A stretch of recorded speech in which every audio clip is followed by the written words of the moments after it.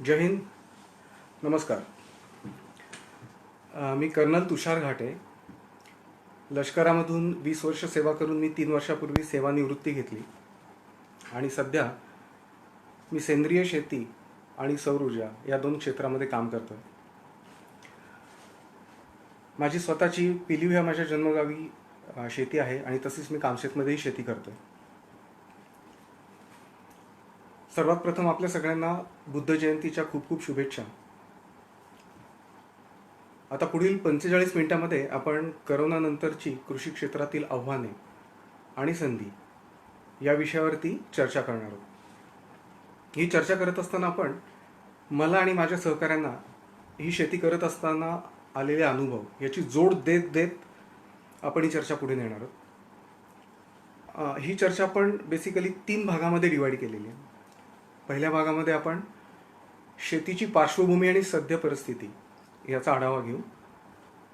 दुसऱ्या भागामध्ये आपण करोनामुळे उत्पन्न झालेली स्थिती याच्यावरती चर्चा करू आणि तिसऱ्या भागामध्ये आपण थोडासा भविष्याचा वेध घेऊ.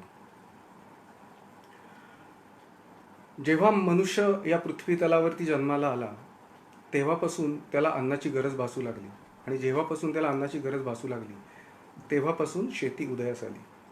सो ॲज लेट ॲज जे आपण इंडस सिव्हिलायझेशन म्हणतो, हजारो वर्षांपासून शेती आणि शेतीपूरक उद्योग हे अस्तित्वात आहेत. आज आपण आपल्या देशाच्या संदर्भात जर बोललं तर ॲप्रॉक्सिमेटली 14.5 कोटी कुटुंब आज शेतकरी आहेत आणि प्रत्येक कुटुंबात जर आपण 4 ते 5 व्यक्ती बघितल्या तर जवळपास 80 ते 90 कोटी जनता ही शेती आणि शेतीपूरक कामांमध्ये आत्ता गुंतलेली आहे किंवा त्याच्यावरती अवलंबून आहे. यापैकी जर आपण बघितलं तर जवळपास ह्यापैकी 70% जर आपण टोटल ह्याच्यातलं जर पॉप्युलेशन घेतलं तर ते डायरेक्ट पद्धतीने किंवा प्रत्यक्षरित्या शेतीच्या रिलेटेड कामांमध्ये सहभागी आहे किंवा त्याच्यावरती अवलंबून आहे. हे सगळं बघत असताना एक महत्त्वाचा मी तुम्हाला आकडा सांगू इच्छितो की ज्यावेळेला आपण ही 14.5 कोटी कुटुंब किंवा शेतकरी बोलतो त्यापैकी 82 कोटी शेतकरी हे अल्पभूधारक आपल्या ज्या व्याख्येत आपण बोलतो किंवा they are the small farmers. So आपल्या चर्चेचा जो महत्त्वाचा गाभा असणार आहे किंवा जो डिस्कशन पॉईंट असणार आहे तो जनरली ह्या अल्पभूधारक शेतकऱ्यांच्या भोवती फिरणार. आता आपण शेतीची सद्यस्थिती ह्याच्याकडे जाऊयात. आपण दुर्दैवाने म्हणा आज ही शेतीकडे आपण चॉईस म्हणून बघत नाही, आपण शेतीकडे एक ऑप्शन म्हणून बघतो की आपल्याला बाकीचं काही जमलं नाही तर आपण शेती करू. हा एक मतप्रवाह आहे.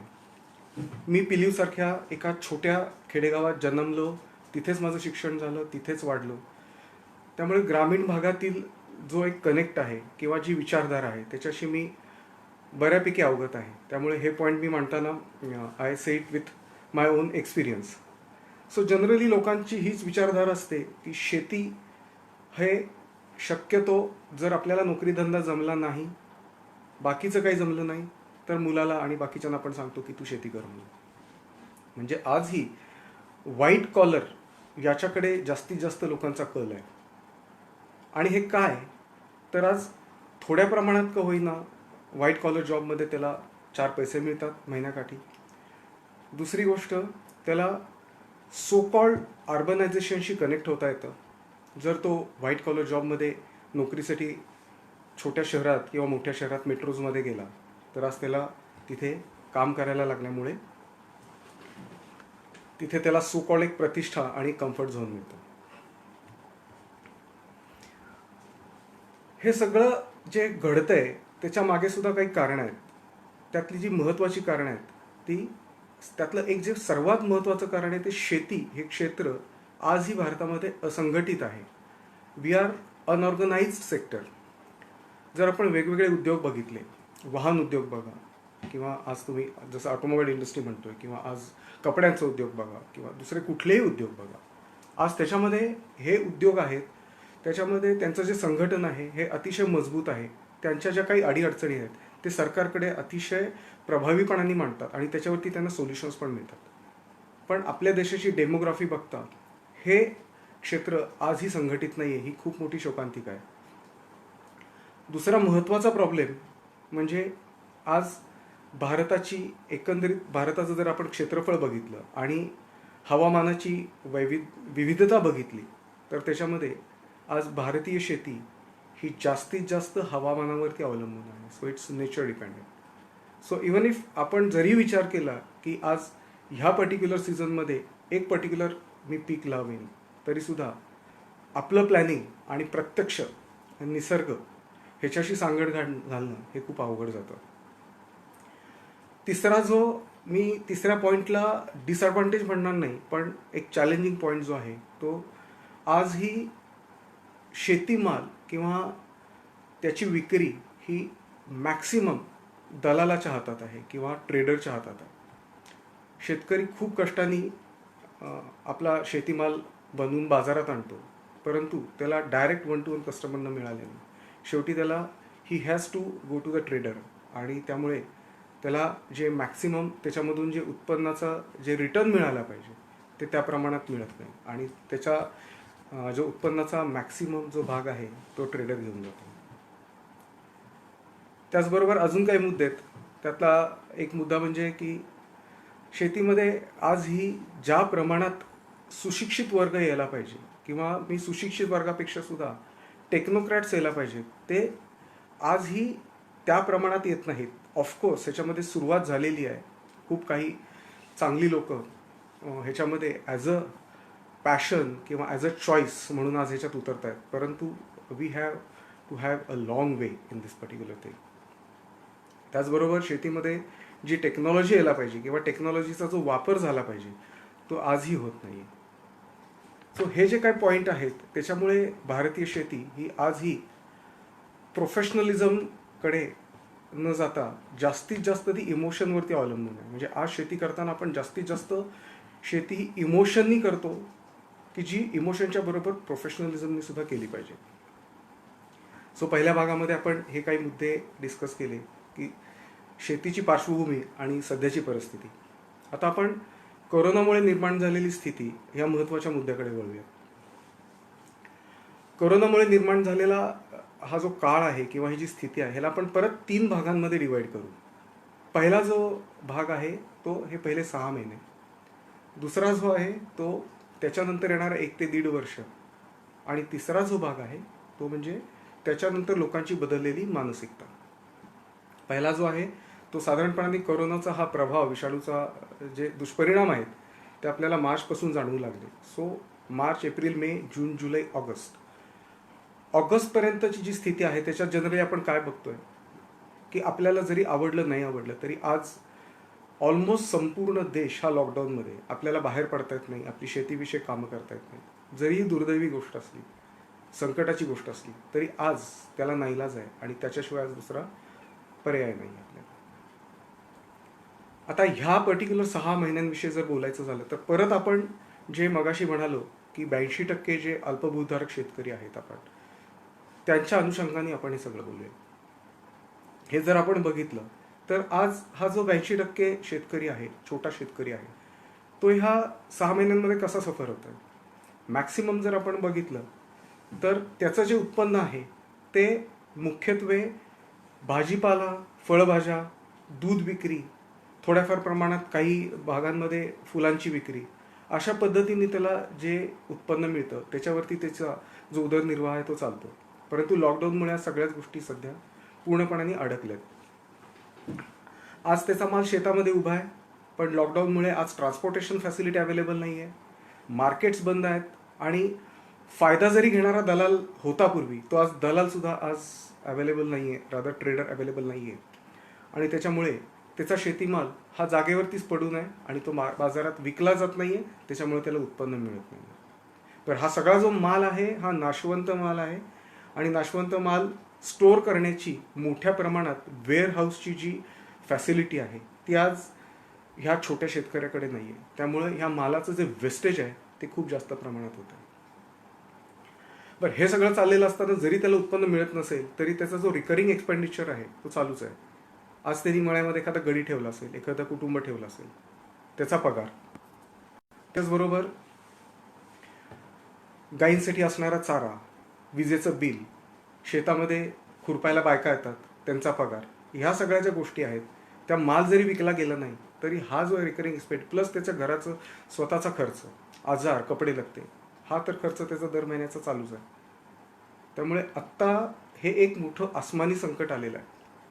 आणि मी परत एकदा म्हणतो की हे जरी संकट असलं आणि जरी आपल्याला ते आवडलं नाही किंवा त्याने आपल्याला त्रास होत असला तरीसुद्धा मला स्वतःला असं वाटतं की मार्च, एप्रिल, मे आणि जून, जुलै, ऑगस्टपर्यंतचा हा जो लॉकडाऊन आणि सोशल डिस्टन्सिंगचा काळ आहे, याच्यामध्ये आपल्या सगळ्यांना ह्याच परिस्थितीतून सामोरं जायला लागणार आहे आणि ह्याचा सामना करायला लागणार आहे. हे आजचं कडवं सत्य आहे. सो आज आपण काय केलं पाहिजे? तर सगळ्यात महत्त्वाचं म्हणजे की आज आपण आपल्या तब्येतीची काळजी घेतली पाहिजे आणि अशा पद्धतीने आपण आपलं प्लॅनिंग केलं पाहिजे की ॲटलिस्ट आपल्या कुटुंबाचा जो उदरनिर्वाह आहे तो तरी आत्ता ह्या 6 महिन्यामध्ये व्यवस्थित झाला पाहिजे. आणि छोट्या प्रमाणात आपल्याला जर मार्केटमध्ये माल विकता आला तर तेवढा विकून आपण नाशवंत माल तरी मार्केटमध्ये आत्ता रेट्सबद्दल जास्त विचार न करता मार्केटमध्ये विकला गेला पाहिजे, सो दॅट आपल्या हातामध्ये आज जो खेळता पैसा आहे तो फार प्रमाणात येईल. आता जो पुढचा भाग आहे ह्याच्यातला तो अतिशय महत्त्वाचा आहे आणि तो म्हणजे पुढील येणारा 1 ते 1.5 वर्षाचा काळ. आता 1 ते 1.5 वर्षाचा जो पुढचा काळ आहे तो मी म्हणेन की दॅट इज द टाईम जी आपल्यासाठी जगासाठी जे संकट आहे ती आपल्यासाठी महाप्रचंड सुवर्ण संधी आहे. ती कशी हे आता आपण थोडंसं ह्याच्यावरती विचार करूयात. मनुष्याला ज्या 3 गोष्टी लागतात त्या आहेत अन्न, वस्त्र आणि निवारा. कोरोनाच्या स्थितीमुळे जनरली लोकांची मानसिकता बदलतीये आणि पुढे मोठ्या प्रमाणात बदलणार आहे. सो आपण अन्न, वस्त्र, निवारापैकी वस्त्र आणि निवारा ह्या 2 गोष्टींविषयी बोलूया. ह्या 2 जरी मनुष्याच्या बेसिक गरजा असल्या तरी आता ह्याच्याकडे लोकांची प्रायोरिटी त्या प्रमाणात राहणार नाही की जी कोरोनाच्या पूर्वी होती. आणि त्याचबरोबर सगळ्यात महत्त्वाचं म्हणजे कोरोनानंतर जगामध्ये आर्थिक मंदी येणार हे निश्चित आहे. त्यामुळे नोकरदार वर्गाच्या हातामध्ये पूर्वी जितका पैसा खेळत होता तेवढा पैसा त्याच्या हातात खेळणार नाही. आणि त्याचमुळे वस्त्र आणि निवारा ह्या 2 गोष्टींकडे जो पूर्वी खर्च होत होता किंवा ज्याच्याकडे एम्फसिस होता तो आता त्या मानाने कमी होणार आहे. मग उरतं अन्न. जोपर्यंत मनुष्य जिवंत आहे तोपर्यंत त्याला अन्न लागणार आहे आणि जोपर्यंत त्याला अन्न लागणार आहे तोपर्यंत तुमच्या आमच्यासारखा अन्नदाता हा सस्टेन होणार आहे आणि तो पुढे चांगल्या पद्धतीने फ्लरिश होणार आहे. आता हे जे आपण बोलत होतो की पुढचा ज्या 1-1.5 वर्षाचा जो काळ आहे आणि त्याच्यामध्ये हे जे संकट आलेलं आहे जगासाठी त्याला आपण अपॉर्च्युनिटीमध्ये कन्वर्ट करून, संधीमध्ये कन्वर्ट करून आपण यशाकडे कसं जायचं ह्याचा आपण विचार करूया. इथे मी 2 मॉडेल डिस्कस करणार आहे. सध्या मी कामशेतमध्ये 2 प्रकारचं मॉडेल आम्ही आत्ता अवलंबतोय. त्यातलं एक जे पहिलं मॉडेल आहे त्याला मी म्हणतो 5 एकर्स मॉडेल की जे आपण अल्पभूधारक शेतकऱ्यांबद्दल बोलतो. आणि दुसरं मॉडेल आहे रिलेटिव्हली ज्या शेतकऱ्यांकडे जास्त शेती आहे ते एक 10 एकर्स मॉडेल आहे. सो पहिलं जे मॉडेल आहे ते आहे 5 एकरचं मॉडेल. त्याच्याविषयी आता आपण बोलूया. हे मॉडेल बोलताना मी ह्या मॉडेलकडे का वळालो ह्याच्याबद्दल एक तुम्हाला थोडासा रेफरन्स देतो. 5 एकर जे मॉडेल आहे हे 100% सेंद्रिय तुम्ही म्हणू शकता किंवा रसायन विरहित शेती यावरती अवलंबून आहे. आता ह्या मॉडेलचा मी का विचार केला किंवा मी का अंगीकारण्याचा निर्णय घेतला. रिटायरमेंट नंतर ज्यावेळेला मी पुण्यात आलो त्यावेळेला एका प्रसिद्ध हॉस्पिटलमध्ये माझ्या एका नातेवाईकांना भेटायला गेलो होतो. आणि जशी आपल्याकडे गणपतीत किंवा सणासुदीला रस्त्यावरती गर्दी असते लिटरली तशी गर्दी तिथलं जे कॅन्सर डिपार्टमेंट होतं त्या डिपार्टमेंटच्या बाहेर होती. People were standing in queues. मी बायोलॉजीचा स्टुडंट नाही आहे पण मी माझ्या डॉक्टर मित्रांशी आणि बाकीच्यांशी बोलल्यानंतर हे लक्षात आलं की आज जे असंख्य आजार होत आहेत, कॅन्सरसारख्या ज्या दुर्धर व्याधी आहेत त्याच्यासाठी जी अनेक कारणं इम्पॉर्टंट आहेत त्याच्यापैकी सगळ्यात महत्त्वाचं कारण म्हणजे आज आपण आपल्या भाजीपाला आणि फळभाज्या हे जे खातोय त्याच्यामध्ये होणारा रसायनांचा बेसुमार वापर आणि अशा प्रकारचं आपण अन्न फळभाज्या खातोय आणि त्याच्यामुळे आज आपल्या शरीराची जी रचना आहे ती मोठ्या प्रमाणात प्रभावित होतीये, मॉडिफाय होतीये आणि मग त्यामुळेच कॅन्सर, डायबेटीस आणि बाकीच्या दुर्धर रोगांना आज आपण निमंत्रण देतो. सो हे बघितल्यानंतर अक्षरशः माझे डोळे खाडकन उघडले. रिटायरमेंट नंतर स्वतःचा व्यवसाय तर करायचा होताच, मग त्याच वेळेला ठरवलं, त्याच वेळेला खुणगाठ बांधली की व्यवसाय तर करायचाच, पण असा करायचा की त्या व्यवसायातून जर आपल्याला 2 पैसे मिळत असतील तर it should not be at the cost of somebody's health, की कुणाच्या तरी शरीरामध्ये विषारी कुठलं तरी अन्न आपण देऊन त्या माणसाला देऊन त्याच्यातून आपण 2 पैसे मिळवायचे. सो हा खूप मोठा दुर्दैव विलास झाला असता, म्हणून त्याच वेळेला ठरवलं की सेंद्रिय शेती. आर्मीमधून बाहेर पडल्यानंतर ज्या वेळेला मी सेंद्रिय शेतीचा विचार केला, ह्या 2 वर्षामध्ये आर्मीमध्ये काही गोल्डन रूल आम्ही पाळतो. ते गोल्डन रूल मी 2-3 मिनिटात तुम्हाला सांगतो. त्यातला सगळ्यात पहिला जो गोल्डन रूल आहे तो when going gets tough, tough gets going. हे अगदी उदाहरणासहित तुम्हाला सांगतो की ज्यावेळेला आपण एखाद्या शिखरावरती चढायला जातो त्यावेळेला सुरुवातीचा काळ असतो, त्याच्यामध्ये स्लोप थोडासा कमी असतो, त्यावेळेला तुम्हाला अडचणी कमी येतात. जसं जसं तुमचं शिखर जवळ येत जातं किंवा तुमचा जो पिनॅकल पॉईंट असतो तो जवळ येत जातो, तसं तसं तुमच्या अडचणींच्यात वाढ होत जाते, कारण तो चढ अजून स्टीप होत जातो.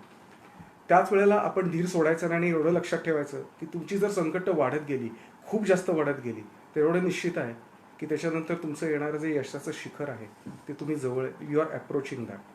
कारण ज्यावेळेला तुम्ही त्या शिखरावरती पोचता आणि त्याच्या पुढची जी तुमची जर्नी असते त्याच्यामध्ये तुम्हाला येणाऱ्या अडचणी या कमी असतात. सो या गेल्या 2 वर्षांमध्ये मी वेगळ्या वेगळ्या प्रकारचे प्रयोग केले, जमिनीमध्ये स्वतः राबलो आणि त्याच्यातून येणारे अनुभव हे माझ्या दृष्टीने एक डेटाबेस तयार झाला.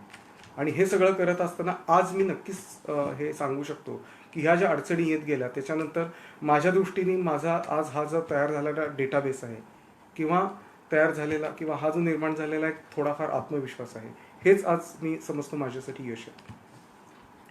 आर्मीमध्ये दुसरी गोष्ट आम्हाला खूप नक्की शिकवली जाते, ती म्हणजे make a foot hold.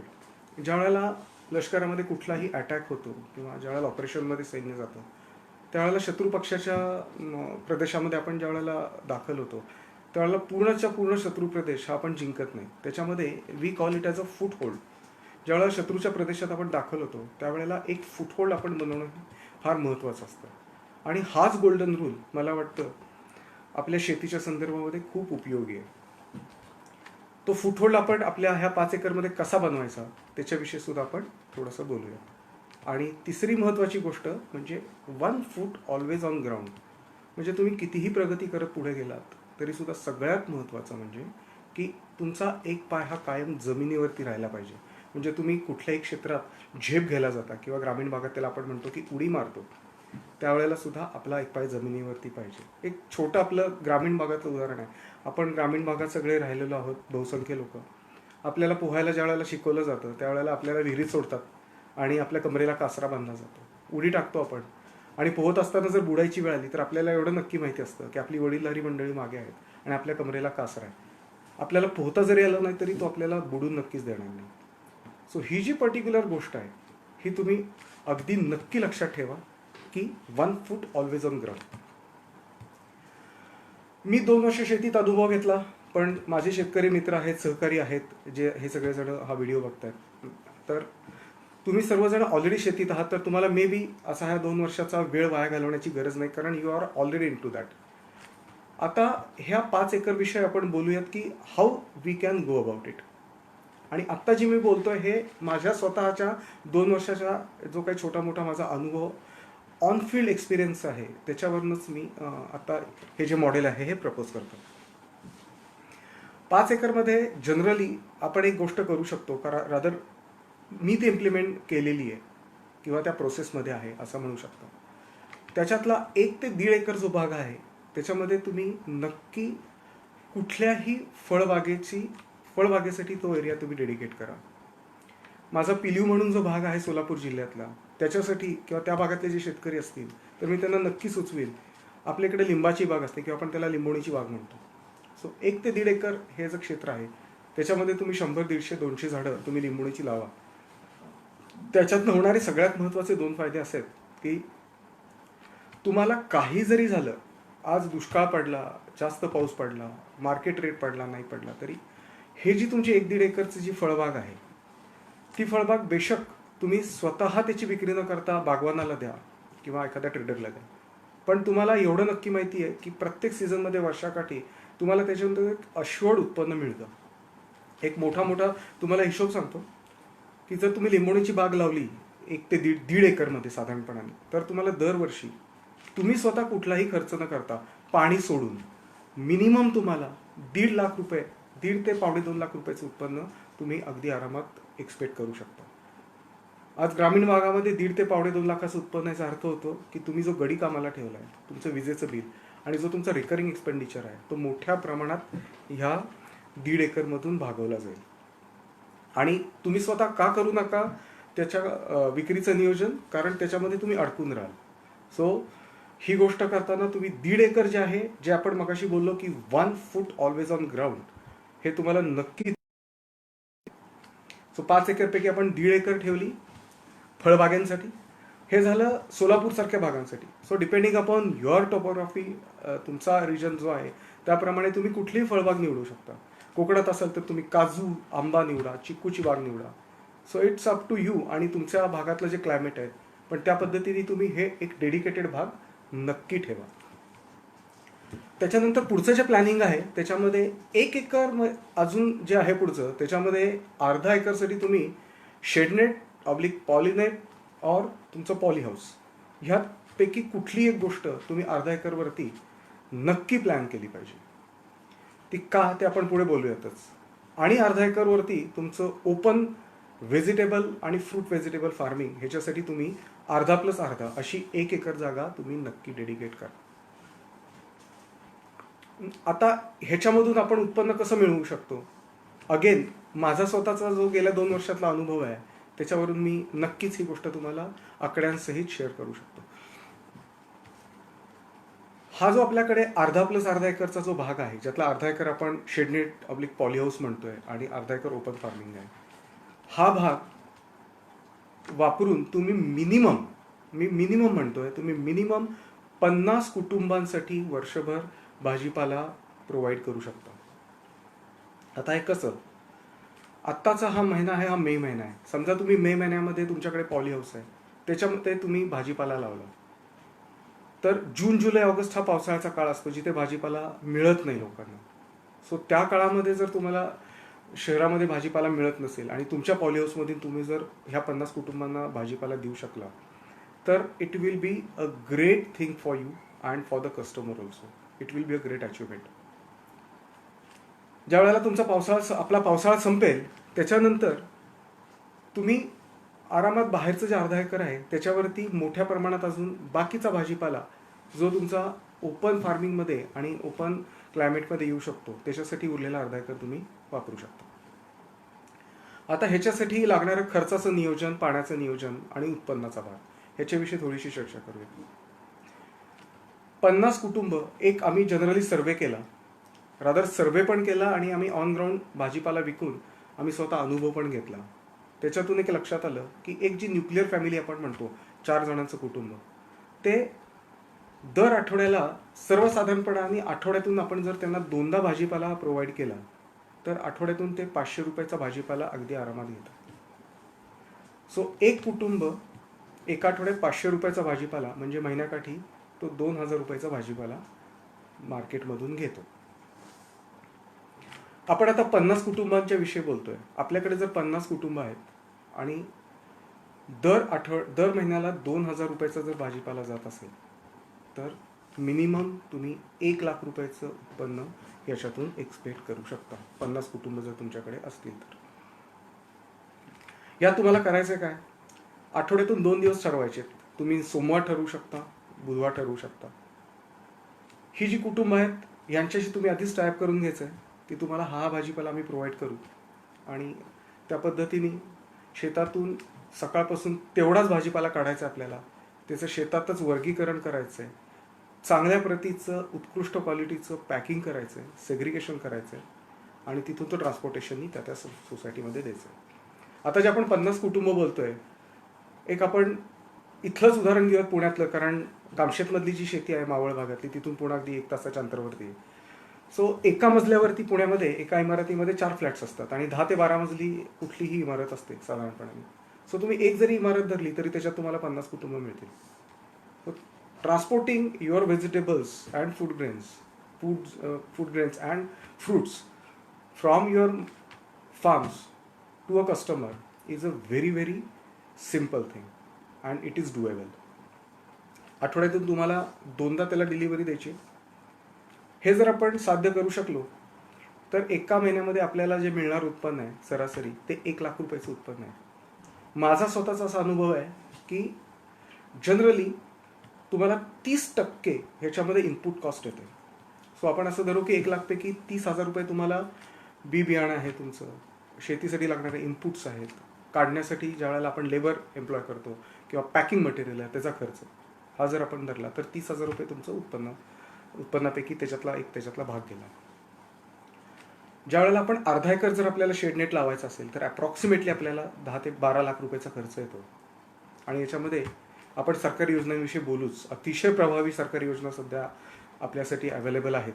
So एक तुम्ही जास्तीत जास्त नाही 3 ते 4 लाख रुपयाचं जरी तुम्हाला अनुदान मिळालं तर एक सरासरी धरा की अर्धा एकरसाठी तुम्हाला 8 लाख रुपयाचा खर्च आला आहे.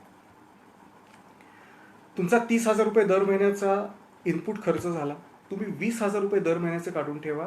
तुम्ही जर लोन घेतलेलं असेल पॉलिहाऊससाठी, सो वर्षाकाठी तुमचे 2.5 लाख रुपये एका वर्षातच पॉलिहाऊसचे अप्रॉक्सिमेटली फिटून जातील. आणि साधारणपणाने 3 ते 4 वर्षामध्ये तुमचं पॉलिहाऊसचं जर तुम्ही ॲग्री लोन घेतलेलं असेल तर ते तुमचं क्लिअर होऊन जाईल. सो 30,000 रुपये तुमचा इनपुट खर्च झाला, 20,000 रुपये तुमच्या पॉलिहाऊससाठीचा हप्ता गेला, वरती उरले तुमचे 50,000 रुपये. ही जर गोष्ट आपण व्यवस्थित प्लॅन केली तर आय कॅन अश्युअर यू की महिनाकाठी तुम्हाला 40 ते 50,000 रुपयाचं किंवा इनफॅक्ट जर नीट प्लॅनिंग केलं तर ते 60 ते 70,000 रुपयाचं उत्पन्न तुम्ही अगदी सहज मिळवू शकता.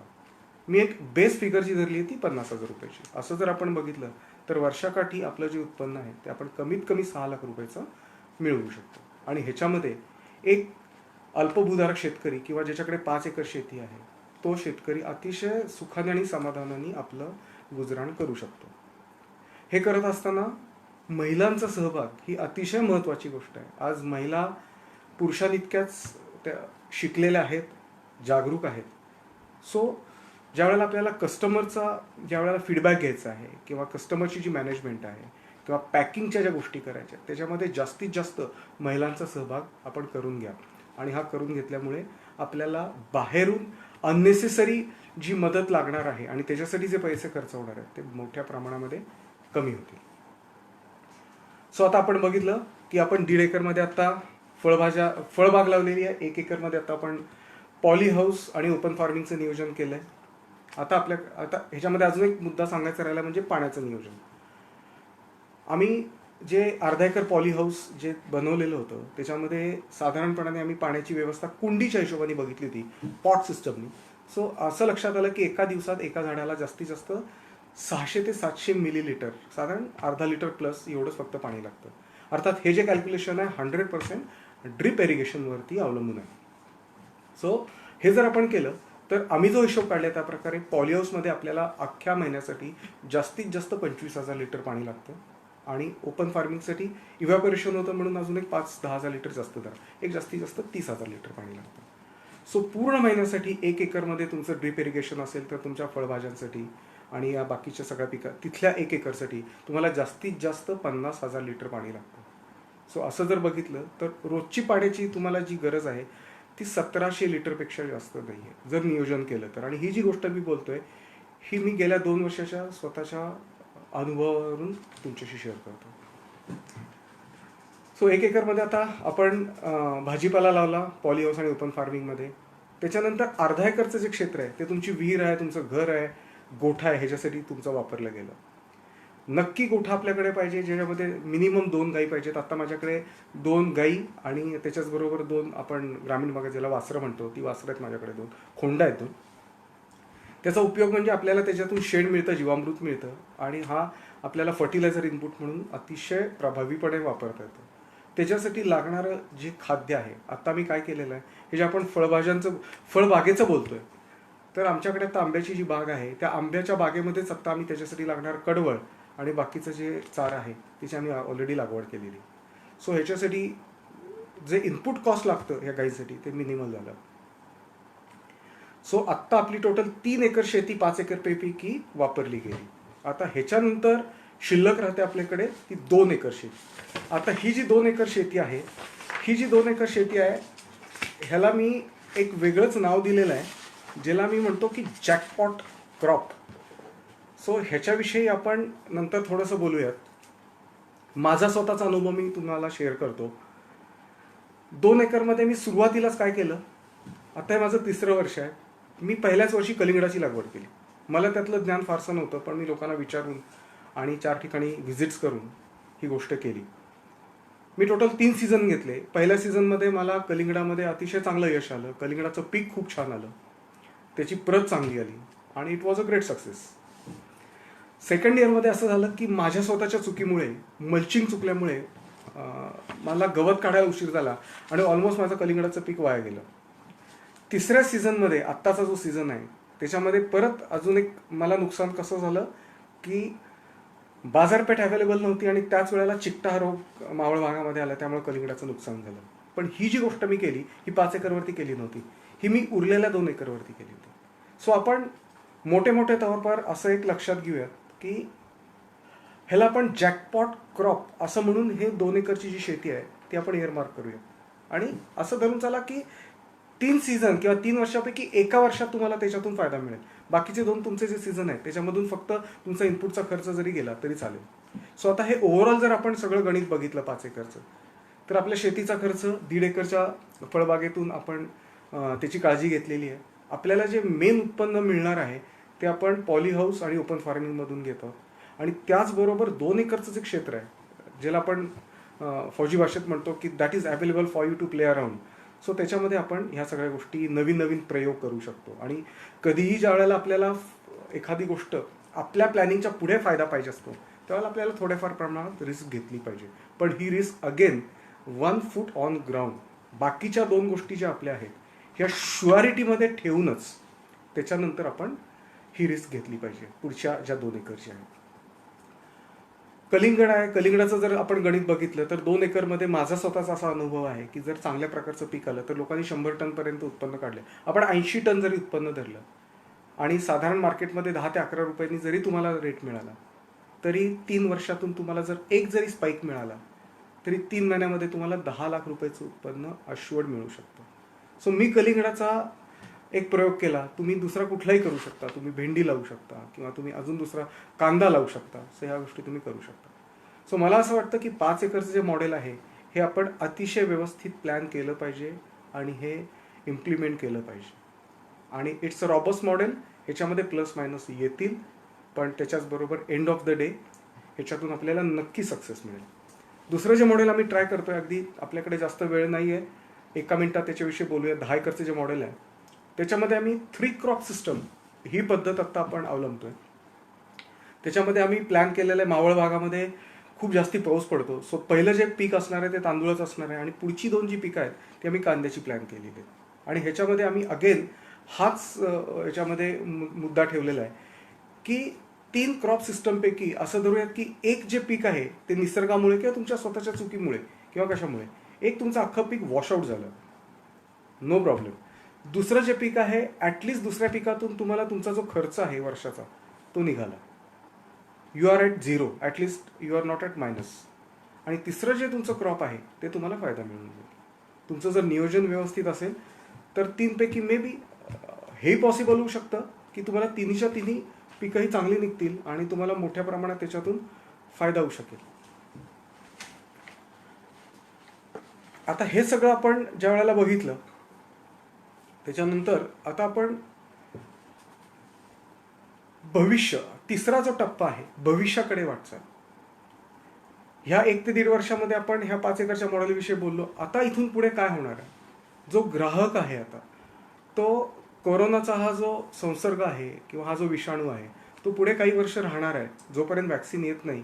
आणि जरी वॅक्सिन आलं तरी अजून असे अनेक धोके उद्भवणार आहेत. त्यामुळे जी एक मानसिकता आहे त्याच्यात जो बदल झाला आहे त्यातला सगळ्यात महत्त्वाचा म्हणजे लोक आता गर्दीच्या ठिकाणी जाणं टाळणार आहेत.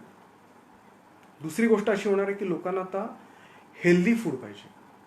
कारण वॅक्सिन येईल न येईल, आय एम शुअर वॅक्सिन येईल, पण त्याच्यानंतर सुद्धा लोकांचा कल असणार आहे की मी जे अन्न खातोय, मी जो भाजीपाला खातोय किंवा मी जी फळं खातोय ती शुद्ध पाहिजे, त्याच्यात कुठली रसायनं नको आहेत आणि त्याच्यातून मला वेगळ्या वेगळ्या प्रकारचे इनपुट्स मिळाले पाहिजेत आणि त्यांनी माझी प्रतिकार क्षमता वाढली पाहिजे. सो इथून पुढे जे पॉप्युलेशन आहे त्याचा मॅक्सिमम कल हा चांगल्या प्रकारचं खाणं ह्याच्याकडे राहणार आहे. आणि इथेच आपण एक शेतकरी म्हणून किंवा ॲज अ प्रोफेशनल पर्सन म्हणून ह्या संधीचा खूप चांगल्या प्रकारे आपण फायदा घेऊ शकतो. आणि हे जर आपण केलं तर आपण ह्याच्यामध्ये नक्कीच विनर म्हणून एमर्ज होऊ शकतो. हे सगळं करत असताना आता आपण आपल्या ह्या ज्या चर्चा सत्राच्या शेवटी येऊयात. अगेन माझ्या आर्मीतले अनुभव आणि 2 वर्ष मी शेतीमध्ये घेतलेला अनुभव, कारण मी स्वतः शेतकरी कुटुंबात जन्मलो त्यामुळं माझं मातीशी नातं तर होतंच. माझा जो भाग आहे हा ग्रामीण भाग आहे, दुष्काळी भाग आहे. त्यामुळे माझ्या भागामध्ये मी मॅक्सिमम फेल्युअर मॉडेल जास्त बघितलेत. आम्ही लहान असताना आमच्या विहिरीमध्ये आम्ही पाण्यापेक्षा गवत उगवलेलं तळात बघितलेलं आहे. So we have seen the failure models. त्यामुळे हे बघितल्यानंतर ह्याच्यापेक्षा कुठली वाईट गोष्ट होऊ शकत नाही हे माहिती होतं. त्याच्यानंतर आर्मी जॉईन केली, परत मातीशीच नातं होतं, फक्त वॉर फील्ड म्हणा किंवा फील्डमध्ये काम केलं आणि परत आल्यानंतर परत मातीशीच जोडलं गेलो. आणि ह्या मागच्या 2 वर्षामध्ये आणि 20 वर्ष आर्मीतला जो अनुभव आहे त्याच्यावरून माझ्या छोट्या मोठ्या अनुभवातून मी तुमच्याशी काही अगेन गोल्डन रूल्स किंवा पॉईंट्स शेअर करू इच्छितो. हे तुम्ही नक्की लक्षात ठेवा आणि ज्याला आम्ही आर्मीच्या भाषेमध्ये जमिनी हकीकत म्हणतो, साधे साधे रूल्स आहेत ते आपण लक्षात ठेवूया. पहिला मुद्दा आहे, आपण अल्पभूधारक जरी शेतकरी असलो किंवा स्मॉल फार्मर असलो तरी आपण शेती करताना एकत्रित शेती करणं हे अतिशय महत्त्वाचं आहे. म्हणजे त्याच्यातून काय होतं, आपली जी अवजारं आहेत, सिक्युरिटी सिस्टम आहे किंवा त्याच्यानंतर पाण्याचं जे नियोजन आहे किंवा जे आपण बाहेरून जे प्लांट्स मागवतो हे जर आपण एकत्र मागवले, सामायिक मागवले तर त्याच्यातून जो येणारा खर्च आहे तो खूप कमी होतो. ही गोष्ट आपण लक्षात ठेवली पाहिजे. एकमेकांचे हात धरले तर शेतीसारखा व्यवसाय नाही आहे. So we should work as a team. दुसरा मुद्दा आहे की सध्या मार्केटमध्ये ग्राहक हा राजा आहे. त्याच्याकडे जर 2 शेतकरी पिशव्या घेऊन आले, एकानी अतिशय खराब पॅकिंगमध्ये त्याला चांगल्या प्रतीचे आंबे दिले किंवा चांगल्या प्रकारची भाजी दिली आणि दुसऱ्यानी तेच आंबे अतिशय व्यवस्थित पॅकिंग करून दिले, तर आज कस्टमर 2 पैसे जास्त द्यायला अजिबात मागे पुढे बघत नाही. So most important how you present your self. आणि नुसतं हे प्रेझेंट जे आहे कॉस्मेटिक नको आहे. सगळ्यात महत्त्वाचं म्हणजे त्याच्यामध्ये रिअलिस्टिक क्वालिटी अश्युरन्स हा तुम्ही केला पाहिजे. तुम्ही जर त्याला क्वालिटी दिली तर तो डोळे झाकून तुम्हाला तुमचा रेट देईल.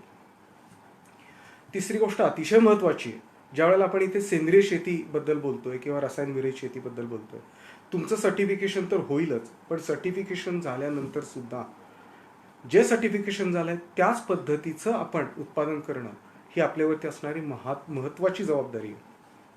सो आपण जे कस्टमरला अश्युअर करतोय त्याच प्रकारचं आपण त्याला भाजीपाला किंवा तेच प्रोडक्ट आपण देतोय का नाही हे बघणं हे फार महत्त्वाचं आहे. आणि ही ट्रान्सपरन्सी आणण्यासाठी तुम्ही काही गोष्टी करू शकता. तुमची जी 50 लोकांची जी सोसायटी आहे त्या लोकांना तुम्ही वर्षातनं एकदा, ज्यावेळेला आपल्याकडे परडी असते किंवा ज्यावेळेला आपण खळं करतो किंवा पावसाळ्याच्या सीझनमध्ये, त्यांना तुम्ही शेतावरती बोलवा, त्यांना चहा कॉफी द्या, त्यांना एखादं जेवण द्या, त्यांना पूर्ण शिवार फेरी करून देऊ देत. त्याच्यातून 2-3 गोष्टी घडतील. एकतर त्याचा कॉन्फिडन्स निर्माण होईल तुमच्यातला आणि तो तसाच राहील. तो आल्यामुळे 2 कस्टमर अजून जोडले जातील आणि तुम्हाला त्यांच्याकडनं इनपुट्स मिळतील रिअलिस्टिक, की ह्या गोष्टी अशा केल्या पाहिजेत, आम्हाला अशा पद्धतीची चव पाहिजे किंवा एखादा भाजीपाला काढताना हा जून झाला आहे किंवा कोवळा काढला पाहिजे. So that will be a direct feedback which will be very very useful. अतिशय महत्त्वाची गोष्ट आहे की तुम्ही 5 पैशाचा जरी खर्च केला, तुम्ही मळ्यात जाताना तुमच्या मोटरसायकलमध्ये 1 लिटरचं पेट्रोल जरी टाकलं तरी त्याची अवश्य नोंद करा. तुम्ही शेतीमध्ये 1 रुपयाचा खर्च करा किंवा तुम्ही 1 कोटी रुपयाचा खर्च करा, पण most important it has to be documented. आणि जोपर्यंत तुम्ही डॉक्युमेंट करत नाही तोपर्यंत तुम्हाला कळणार नाही की तुम्ही किती खर्च केला, तुमचे इनपुट किती आहेत, आउटपुट काय आहे, हे ह्याचा तुम्हाला अजिबात अंदाज लागणार नाही. सो एक सवय नक्की खुणगाठ बांधा की सगळ्यात महत्त्वाचं, रोज रात्री झोपताना एक डायरी ठेवा. दिवसभराचा जो तुमचा खर्च झाला आहे तो तुम्ही त्याच्यात अवश्य नोंद करा आणि ही गोष्ट अतिशय इम्पॉर्टंट आहे. वर्स्ट केस सिनॅरिओ हा तुम्ही प्लॅन केलाच पाहिजे. ज्यावेळेला तुम्ही प्लॅनिंग करता तो करत असताना सगळ्यात महत्त्वाचं म्हणजे किती वाईट गोष्टी घडतील ह्याचा आढावा घ्या. आम्ही ज्या वेळेला युद्धाचं प्लॅनिंग करतो किंवा कुठल्याही एखाद्या ऑपरेशनचं प्लॅनिंग करतो त्याच्यामध्ये त्याचं प्लॅनिंग करताना सुरुवातच असते ती वर्स्ट केस सिनेरिओनी असते. What all worst can happen to you. ज्यावेळेला कुठल्याही आम्ही नवीन शेती बघायला जातो किंवा आता इथे आल्यानंतर नवीन मॉडेल नवीन एखादी स्कीम बघायला जातो त्यावेळेला त्याच्याशी बोलताना सगळ्यात आधी त्याला विचारलं पाहिजे की तुझं ह्याच्यातलं अपयश सांग, म्हणजे त्याच्यातून आपल्याला शिकायला मिळतं. कारण आपण जर फक्त यशाच्याच पुढे बघत राहिलो तर त्याच्यानंतर अपयश हा आपल्या दृष्टीने डार्क पॉईंट राहतो आणि त्याच्यामध्ये आपण आपली खूप मोठ्या प्रमाणात फसगत होऊ शकते. त्यामुळे जिथे कुठे जाल तिथे फर्स्ट ट्राय आज द फेल्युअर मॉडेल्स आणि त्याच्यातून तुम्ही शिका. प्रत्येक गोष्टीकडे तुमचं व्यक्तिगत लक्ष पाहिजे. तुम्ही गड्यावरती जरी शेती सोडली तरी सुद्धा असं आहे की प्रत्येक गोष्ट जोपर्यंत तुम्ही स्वतःच्या हाताने करून बघत नाही आणि मग त्याच्यानंतर तुम्ही त्याला काम करायला सांगितलं तरी at your back of mind तुम्हाला माहिती असतं की आज तुम्ही कलिंगडाच्या बिया लावताय. एका ट्रेमध्ये किती 104 बिया येतात, त्याच्यामध्ये तुमचं किती कोकोपीट राहणार आहे, जर्मिनेशनचा वेळ किती आहे, त्याच्यानंतर ट्रान्सप्लांट करताना 2 रोपातलं अंतर किती आहे. हे जर तुम्ही केलेलं असेल तर तुम्हाला कुठेही फसगत होणार नाही आणि त्याच्यातून तुमचा कॉन्फिडन्स राहील. जास्तीत जास्त मी परत तुम्हाला विनंती करतो की उत्पन्न हे तुमचं येतच राहील पण त्याच्यासाठी भरमसाठ प्रमाणात रासायनिक खतं आणि पेस्टिसाइड्सचा वापर न करता लवकरात लवकर नैसर्गिक आणि सेंद्रिय शेतीकडे वळा. कारण आपण किंवा आपल्या मागच्या पिढीमध्ये जो रासायनिक खताचा वापर झाला त्यांनी आपल्या सगळ्यांचं खूप मोठ्या प्रमाणात नुकसान झालं आहे आणि हे जे नुकसान आहे हे आपल्या पिढीत जरी भरून आलं नाही तरी भविष्यात आपण आपली जी पोस्टॅरिटी आहे त्याला ज्यावेळेला आपण हे वसुंधरा ज्यावेळेला हँडओव्हर करू त्यावेळेला ॲटलिस्ट ती अतिशय शुद्ध पाहिजे आणि नैसर्गिक पाहिजे. सो हा आपण नक्की प्रयत्न केला पाहिजे. सगळ्यात महत्त्वाचं आहे की तुम्ही कुठलीही गोष्ट करताना प्लॅनिंग हे अतिशय महत्त्वाचं आहे. पिलीवच्या भागामधलंच उदाहरण सांगतो. आमच्या भागामध्ये झालं काय की 1 वर्ष कोणीतरी शेवगा लावला आणि त्याची यशोगाथा टी व्हीवरती दाखवली. 1 एकरमध्ये शेतकऱ्यांनी 20 लाखाचं उत्पन्न मिळवलं. अगेन जे आपण जी शेती करतो we go by emotion. So our agriculture is emotion driven at the large. सगळ्या लोकांनी बांधावरती शेवगा लावला, उभं पीक काढून टाकलं, शेवगा लावला. So it was a failure. कारण त्याचं मार्केट प्लॅनिंग त्याच्यावरती येणारी कीड ह्याचा कोणी विचारच केलेला नव्हता. So you must plan before plant. हे फार महत्त्वाचं.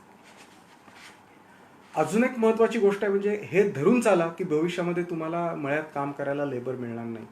सो तुमचा जास्तीत जास्त एम्फसिस पाहिजे की कशी तुम्हाला शेती यांत्रिकीकरण करून करता येईल. त्याच्यामध्ये काही गोष्टी आहेत. तुम्ही कल्टिवेटर वापरा, त्याच्यामध्ये तुम्ही हार्वेस्टर वापरा, त्याच्यामध्ये नवीन नवीन जे इक्विपमेंट आलेली आहेत ते तुम्ही इक्विपमेंट टिलर आहे अशा गोष्टींचा तुम्ही जास्तीत जास्त उपयोग करा. कुठलीही नवीन गोष्ट सुरू करायच्या आधी जमिनी हकीकत बघा. 10 ठिकाणी व्हिजिट्स करून या, त्या लोकांशी बोला, त्यांना त्रास द्या, भेटा. लावलं कसं, उगवलं कसं, मार्केटचं काय प्लॅन केलं आहे, ह्याच्यामध्ये येणाऱ्या अडचणी काय आहेत, हे सगळा तुमच्याकडे त्याचा एक प्रोजेक्ट रिपोर्ट पाहिजे आणि मग त्याच्यामध्ये अगदी बिनधास्त उतरा. यश हे तुमच्या हातात तुम्हाला नक्कीच मिळणार आहे. कुठलंही प्लॅन करताना तुमचं प्लॅनिंग हे पंचवार्षिक प्लॅन पाहिजे. शॉर्ट प्लॅनिंग अजिबात करू नका. शॉर्ट प्लॅनिंग केलं तर त्याच्यातून आपल्याला अजिबात फायदा मिळत नाही आणि असं प्लॅनिंग केल्यानंतर फक्त तुम्हाला एक पिकाबद्दल मिळून जाईल पण त्याच्यानंतर काय होईल की पुढच्या वर्षीचं प्लॅनिंग काय आहे. तुम्ही आता सगळीकडे गहू लावला किंवा तांदूळ लावला तो तुम्हाला मिळाला पण त्याच्यानंतर पुढचं पीक लावायच्या आधी तुमच्या जमिनीतला कस कमी झाला आहे. सो तो कस तुम्ही कसा वाढवणार आहे, त्याच्यासाठी तुम्ही काही टाईम गॅप सोडली का, तागाची लागवड करणार आहात का, ती केली तर तुमचं पीक पुढे कधी जाणार आहे, ते पीक पुढे गेलं तर पुढचा सीझन कसा येणार आहे. मिनिमम तुमचं डाऊन द लाईन 5 वर्षांनी माझी शेती कशी असेल याचं तुमचं प्लॅनिंग पाहिजे. आणि सगळ्यात शेवटी हे सगळं बोलत असताना मला काही सरकारी योजनांचा उल्लेख करायचा आहे. तो मी 1 मिनिटात करतो आणि आजचा आपली चर्चा आपण संपूया. माझा स्वतःचा अनुभव सांगतो 2 ठिकाणचा. पहिला अनुभव आहे तो पिलीवमध्ये. मला ज्यावेळेला शेततळ्याचं प्रपोजल करायचं होतं त्यावेळेला मी आर्मीमध्ये होतो आणि हे प्रपोजल ज्यावेळेला मी करत होतो त्यावेळेला मी ते ऑनलाईन प्रपोजल केलं आणि प्रपोजल केल्यानंतर to my great surprise, pleasant surprise in fact, एका दिवसात मला पिलीवून तिथला जो कृषी अधिकारी होता किंवा कृषी सेवक होता त्याचा मला पर्सनली फोन आला की साहेब तुम्ही असं ॲप्लिकेशन ऑनलाईन केलं होतं ते आम्हाला मिळालं आहे, ह्याच्यामध्ये अजून ही डॉक्युमेंट्स पाहिजेत, ती डॉक्युमेंट तुम्ही कशी पाठवू शकाल, पाठवू शकत नसाल तर तुम्ही मला स्कॅन करून पाठवा, ती डॉक्युमेंट मी जोडीन आणि त्याच्यानंतर तुमचं प्रपोजल मी प्रोसेस करेन. ती मी डॉक्युमेंट ऑनलाईन इथून स्कॅन करून पाठवली, त्या कृषी अधिकाऱ्यांनी ती जोडली आणि त्यांनी माझं शेततळ्याचं प्रपोजल हे पुढे प्रोसेस केलं अतिशय सक्सेसफुली. दुसरा जो मला अनुभव आला आहे तो कामशेतमधला ॲज लेट ॲज आत्ता 2 महिन्यापूर्वीचा. कामशेतमध्ये मी ड्रीपचं प्रपोजल केलं होतं आणि हे प्रपोजल केल्याच काय झालं, कोरोनाचा प्रादुर्भाव सुरू झाला, त्यामुळे ऑनलाईन प्रपोजल तर गेलं, पण जे हार्ड कॉपीज जायच्या होत्या ते लॉकडाऊनमुळे द्यायला अडचण येत होती. मला एका इथल्या कृषी सेवकाचं किंवा या कृषी अधिकाऱ्याचं नाव आवर्जून घ्यावं असं वाटतं. इथे कुंभार साहेब म्हणून आहेत मावळ भागामध्ये. तर त्यांनी मला फोन केला, त्यांनी सांगितलं असं असं आहे, तुम्ही कुठला तरी माणूस पाठवा किंवा गड्याकडे ती फाईल द्या, कारण मला हे पुण्यातून सगळं कॉर्डिनेट करायचं होतं. माझा माणूस तिथे असेल, तुम्ही जरी नसाल तरी मी तिथे येईन आणि त्यावेळेला तुम्ही पोचा गडियाला येऊ देत, मी तुमची पाहणी करेन, सगळा प्रोजेक्ट रिपोर्ट बनवून आपण तुमचं ड्रीपचं प्रपोजल वेळेत प्रोसेस करू. ह्या सगळ्या गोष्टी लॉकडाऊनच्या काळात ह्या कृषी अधिकाऱ्यांनी मला मदत करून पूर्ण मदत केली आणि माझी फाईल सबमिट वेळेत झाली आणि मला ते जे कृषी ड्रीपचं जे अनुदान आहे ते मंजूर झालं. सो आज काळ खूप बदलला आहे. केंद्र सरकार आणि राज्य सरकारच्या खूप जास्त योजना आहेत, त्याचा आपण जास्तीत जास्त फायदा घेतला पाहिजे आणि आपल्या शेतीमध्ये त्याचा फायदा घेऊन आपली शेती आपल्याला कशी समृद्ध करता येईल हे बघितलं पाहिजे. चर्चासत्राचं शेवट करताना 2 गोष्टी सांगतो. रामेतीने मला तुमच्याशी संवाद साधण्याची जी संधी दिली त्याच्याबद्दल रामेतीचं परत एकदा आभार. आणि कधीही लक्षात ठेवा, ज्या वेळेला एखादी गोष्ट संकट म्हणून तुमच्यासमोर उभं राहते ती तुमची रात्र असते आणि आपल्या सगळ्यांना माहिती आहे की रात्र ही राहत नाही. जितकं तुम्ही रात्रीतून पुढे खंबीरपणे जात राहाल त्याच्यानंतर लवकरच तुमच्या आयुष्यामध्ये उषःकाल येतो, पहाट येते. कोरोनामुळे निर्माण झालेलं हे जे संकट आहे ही मध्यान्हाच्या पुढे गेलेली रात्र आहे. आपण जर व्यवस्थित प्लॅनिंग केलं, चिकाटी ठेवली तर आपल्या आयुष्यामध्ये लवकरच पहाट उगवणार आहे आणि ह्याचा जास्तीत जास्त तुम्ही उपयोग करून घ्या. आणि सगळ्यांनी परत एकदा स्वतःची काळजी घ्या आणि लवकरात लवकर या संकटातून आपण सगळे बाहेर येऊ अशी आशा आहे आणि आपल्या सगळ्यांना all the best. Thank you so much. Jai Hind.